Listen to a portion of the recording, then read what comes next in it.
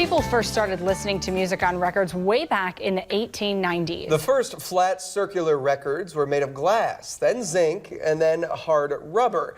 And by the middle of the 20th century, a new material became the best way to make records, and Lance is in now with that story. Lance. I am. Get ready, guys. We're going to go back in time just a little bit. It was in the 1950s that manufacturers started using polyvinyl chloride, and buying vinyl records was the thing to do throughout most of the 50s, 60s, and 70s until tapes, CDs, and digital downloads replaced records.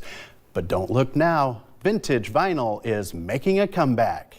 So the first time I ever saw a record store, I was just blown away by that. Doug Frank was in high school when he got his first taste of the music business while working at Budget Tapes and Records in Scotts Bluff. Well, I'd go in there and hang out for hours. After high school, Doug pursued a 28-year career as a speech teacher at a number of high schools around Nebraska. We all live in a yellow submarine. But he's now retired from the teaching business, and he's gone back to his roots. It's almost impossible for me to keep copies of all the Pink Floyd records that are still out there. Doug has now come full circle back to Black Circle Records, a used record store that he now owns that is located inside this historic limestone building just south of the Grand Manse in downtown Lincoln.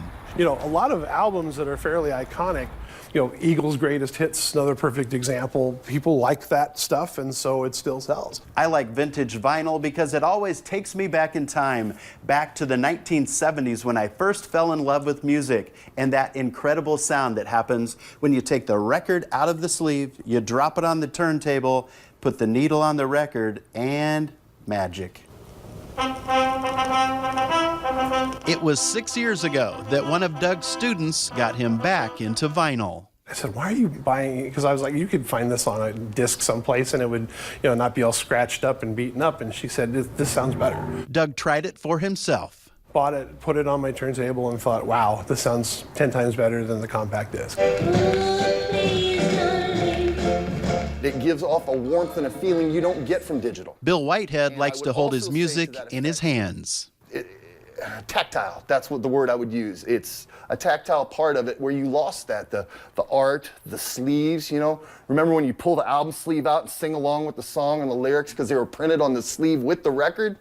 You don't get that no more with downloads, you know. All right, so we have the White Stripes' 5th album. And it turns out you don't have to be over 50 to appreciate albums. The great thing about vinyl is that it feels almost timeless. It's not like a retro thing. Isaiah Kulik is a 17-year-old Lincoln Southeast junior and a proud employee at Black Circle Records. I definitely see it coming full circle, and it's starting to begin just to feel like a normal thing again. Doug says his used record store is one of 4 in Lincoln, and he says up in Omaha there are at least 2 stores that sell brand new records only. So there is definitely still a marketplace for new and lightly used vinyl records in Nebraska. And guys, there's no doubt that digital music is nice and handy. You can take it with you wherever you go. But I agree with Bill in the story. There's just nothing like an album. You hold it in your hands and it's that sweet smell of polyvinyl chloride I just can't get enough of. And there's a depth to the sound.